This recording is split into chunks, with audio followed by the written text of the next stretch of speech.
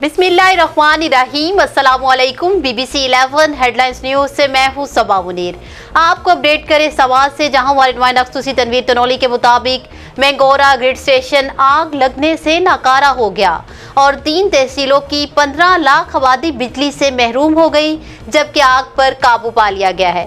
آپ کو بتائیں کہ مینگورہ کی 3 تحصیلوں بابوزی، قبل اور معلم جبہ کی 15 لاکھ آبادی کو بجلی فراہم کرنے والا گریڈ سٹیشن نامعلوم وجوہات کی بنا پر آگ لگنے سے ناکارہ ہو گیا۔ ریسکیو اور مقامی لوگوں نے آگ پر قابو پا لیا۔ آگ لگنے سے مینگورہ شہر سمیت سوات کی 3 بڑی تحصیلوں سے بجلی کی فراہمی منقطع ہو گئی ہے، جس کی وجہ سے آدھا سوات بجلی سے محروم ہو گیا، جبکہ محکمہ وابطہ کے مطابق سوات میں بجلی کی بحالی پر 3 روز لگیں گے۔ نیوز اسٹوڈیو سے فی الوقت اتنا ہی۔ مزید تفصیلات اور اپڈیٹس کے لیے دیکھتے رہیے B B C 11 headlines news.